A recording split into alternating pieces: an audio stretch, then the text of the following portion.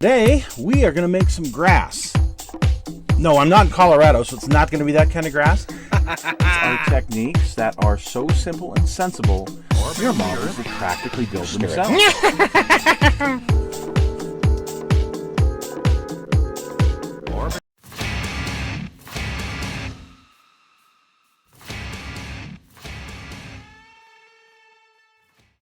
Hello folks, it's Mad Dog Merv and welcome to today's show. Today we are going to be getting our build on our Revell 1/48 scale B25J Mitchell.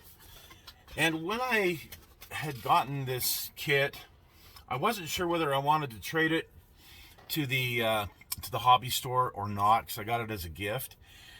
I've built it this version at least twice, and other ones that they've come out with similar, I've built a few times. So I've had a kind of a fleet of these at some point in time. But I thought this is a great model for a beginning modeler or for an intermediate modeler. And you know, an advanced modeler would probably find it an enjoyable build. But today I wanted to go over how I build aircraft. We've looked before at a lot of different things as far as like cars and tanks and trains and buildings and figures, but I haven't talked a whole lot about aircraft. I used to be a prolific aircraft builder. I have built thousands of model aircraft, and well, the way I do it is probably a little different than most people.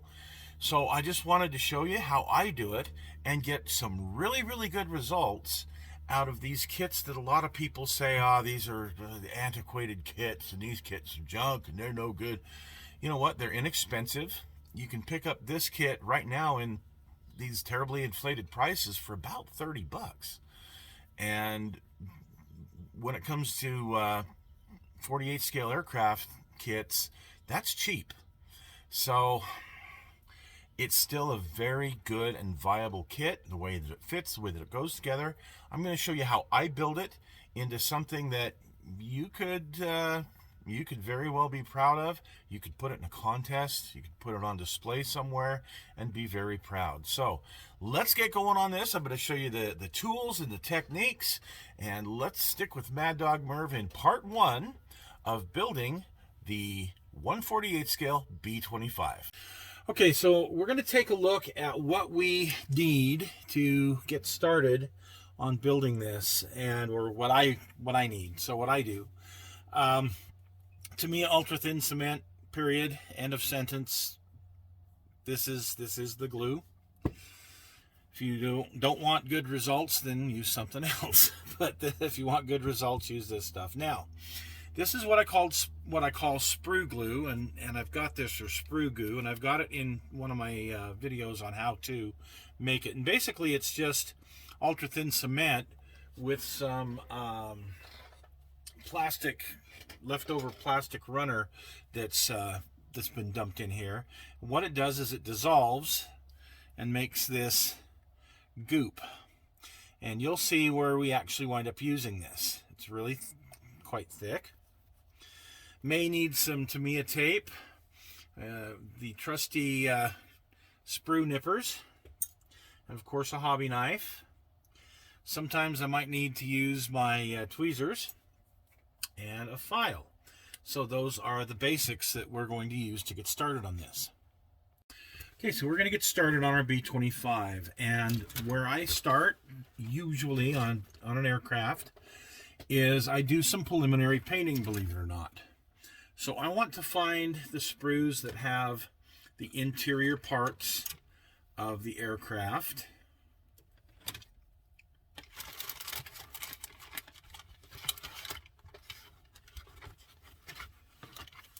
Which every one of these sprues apparently has a part of some interior part of the aircraft. Okay.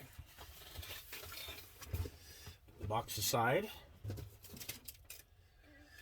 And what I'm going to do is I'm going to use testers. I don't even know the number, it's worn off, but it's green zinc chromate and use my airbrush.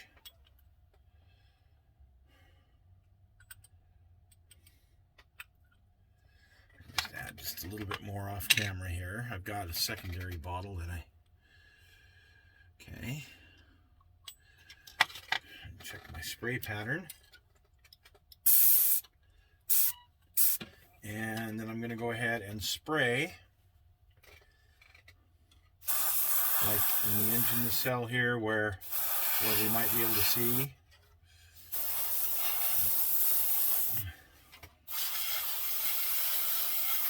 I'm going to spray the bomb bay door.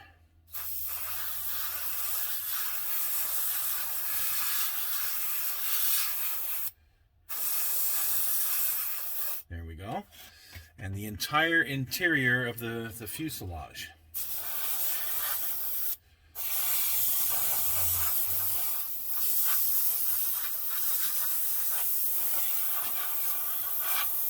Oh, hang on, I got a little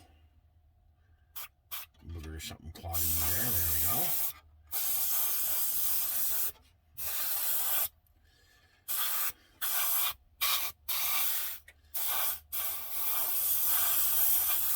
The green zinc chromate is the color that was used on the interior of these aircraft. So there's that one.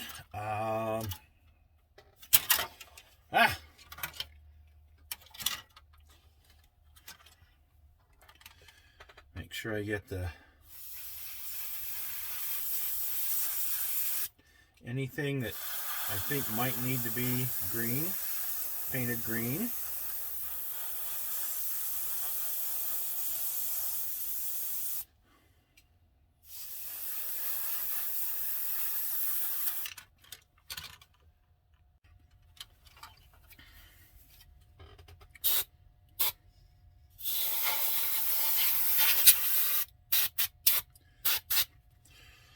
Okay, and that's the last of the zinc chromate green that we are going to be spraying today. So we're going to set these aside to let them dry, and it looks like I'm going to need some black. So I'm going to go ahead and grab my black, and in this case it is engine black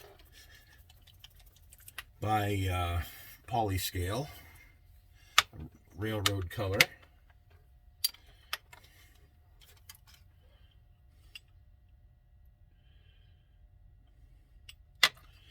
This stuff I usually thin with, if I thin it at all, I'll thin it with a little bit of alcohol. No, not that kind of alcohol. Yeah, I know. That's not just hit me. I got lots of bottles of some really good stuff here, but it caused me to pour too much alcohol. Okay, so let's get our black here. And mix it up.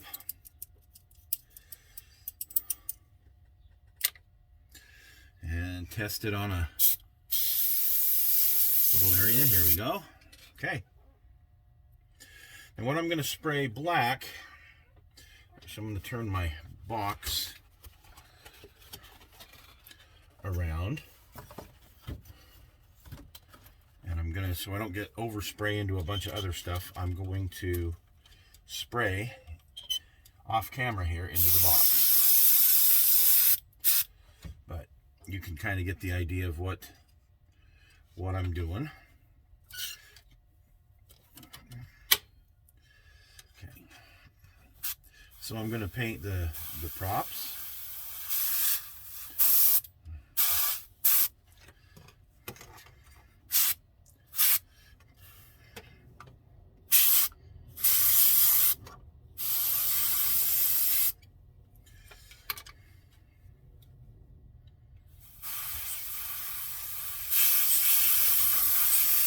No, I don't use a fancy mat, one of those self-healing mats.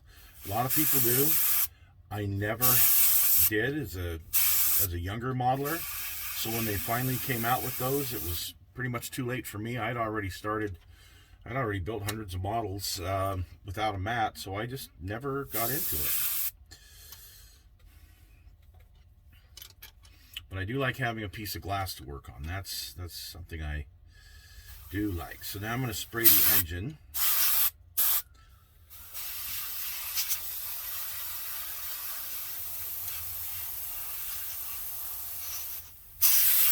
Although there's other colors that go on this engine, I'm doing the base of black. Might as well hit my tires while I'm at it.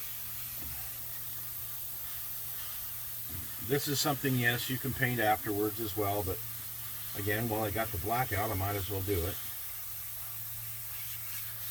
Okay. See if there's anything else. The bomb sight. Machine gun. I'm not going to hit everything. I think there's some radio equipment here that I'll do by hand. So I'm not getting everything, just some of the bulk items. The bulkier items, I should say. Okay. Set that aside. Is there anything else I should paint black here? I can do the machine guns real quick.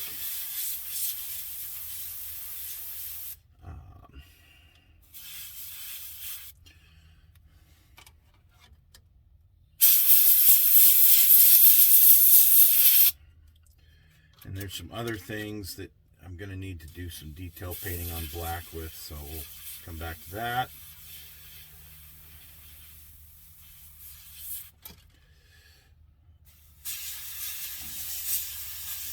Nose wheel. Okay. On to the next step. Now, what do you guys do when you go to a fast food place and they give you a bunch of napkins? You just throw them away afterwards? Because you only use one, maybe two, or they give you 10 napkins. So I save a bunch of them, and needless to say, between me and the grandkids, we go to McDonald's, Burger King, different places like that a couple times a week, and I get lots of these left over. So I have a whole stack in here. Instead of using my nice paper towels, which I can use, if these are things I just throw away anyway, I might as well use them to clean up, which is what we're going to do. We're going to get that black overspray off of the bench here. And this is just some pink glass cleaner that I've got. There we go. We got a clean slate to work on. Okay, so in the instructions, which, yes, refer to the instructions from time to time, because it does have color callouts. So, for example, here it has these different codes, and it will tell you what colors to use on the paint guide, and that will correspond with, say, here the K is zinc chromate, A is aluminum, D is tire black or flat black. So anyway, you can kind of go through and see what it is that you need to paint and where. It's calling for the control sticks to be black. Okay, we'll need to do that.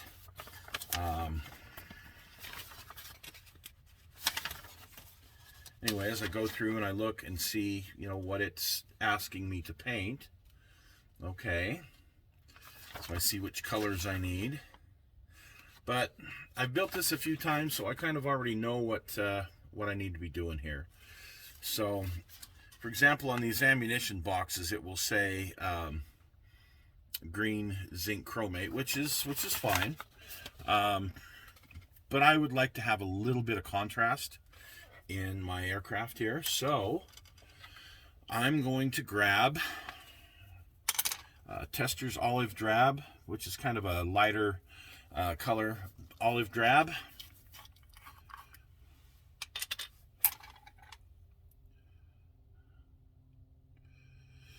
And it's a little cold out here, so I need to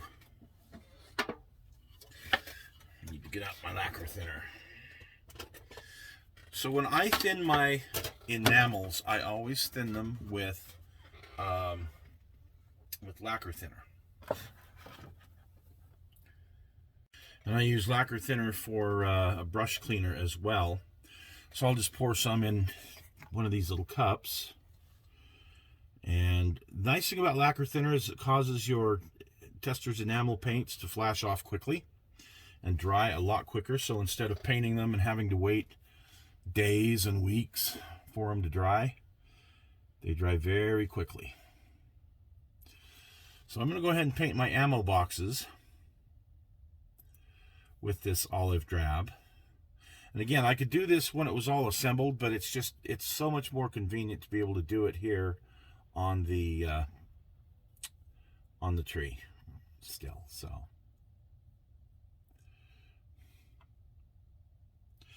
now, if you want more accuracy, look at pictures online of the interior of the B24, or the B24, sorry, the B25, and you can pick out the exact color of these kind of details, like the ammo boxes and whatnot.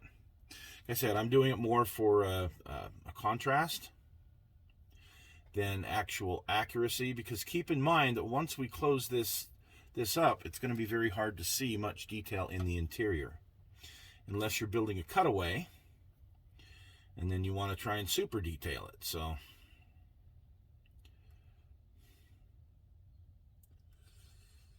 okay, for right now, that'll work on those.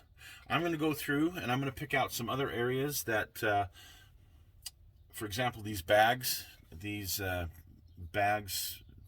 call them the shell bags, where the leftover brass goes from the machine gun. So I'm going to go ahead and paint those olive drab as well. We're going to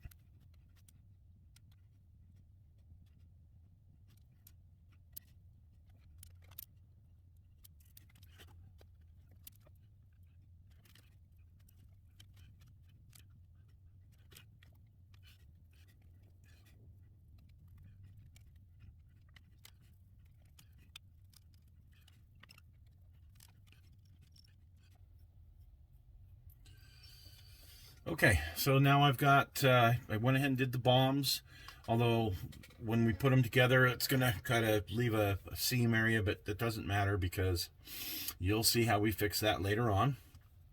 I've painted the machine gun belts, not the brass part, just the other metal parts, olive drab. And then our boxes and our shell bags, and on the control stick there's kind of a soft cloth wrapping at the bottom, and that could either be kind of a khaki color, or pretty much everything's olive drab, so I went ahead and painted that olive drab. Okay, we're going to see if there's any other details here real quick. Okay, so here I've got a seat cushion. Seat cushion would either be brown or probably olive drab, because, well, yeah, pretty much everything was olive drab. The metal parts were zinc chromate. They didn't put zinc chromate on non-metal parts. A few machine gun boxes. There's a shell bag here for one of the nose guns.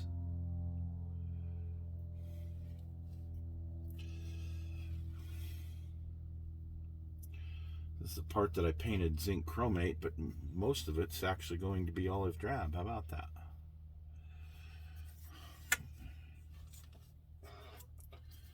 And if there's any details inside you want to paint, inside the fuselage, go ahead. Whoop.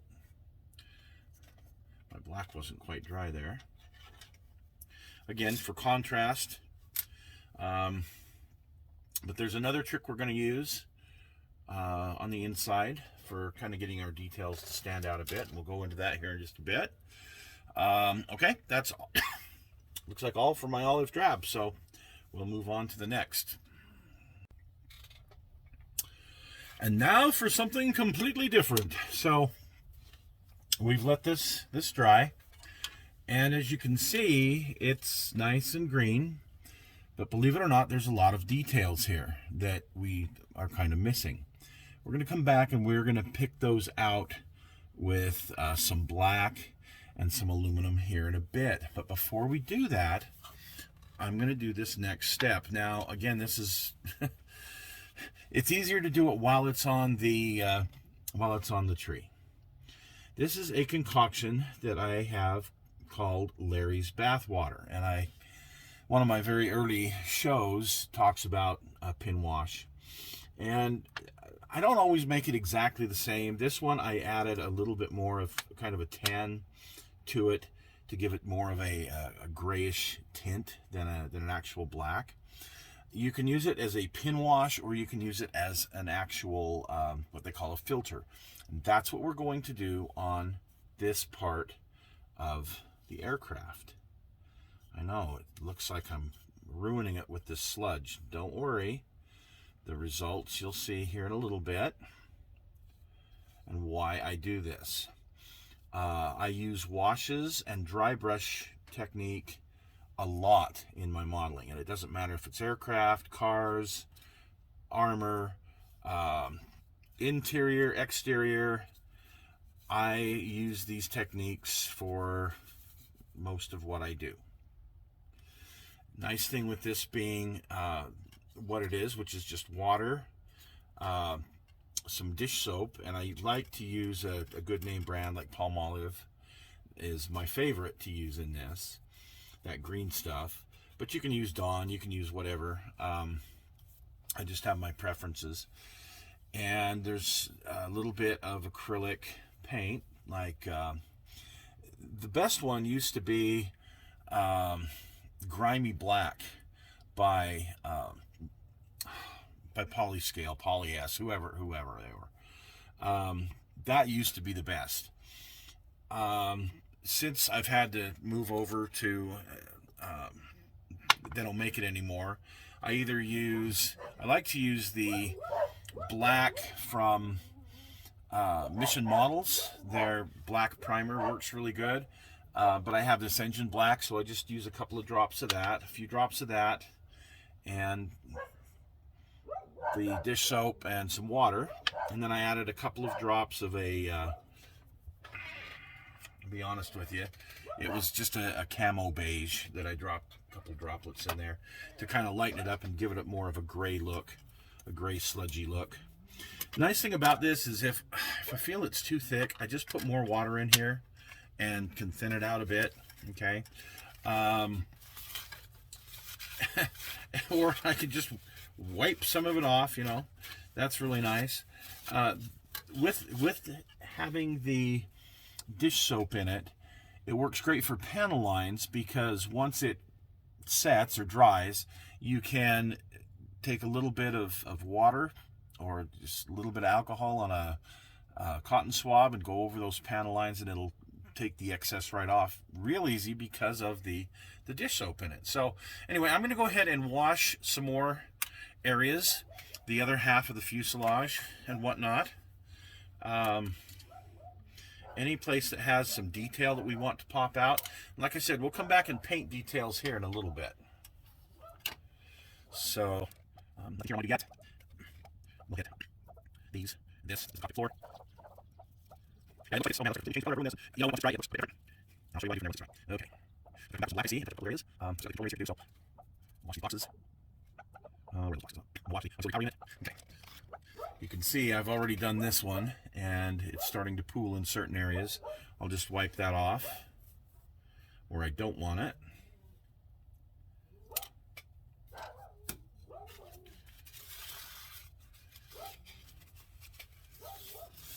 Okay, we're going to set this aside to dry. It's going to take a little bit because it's not too hot out here today. So we'll be back in just a few minutes.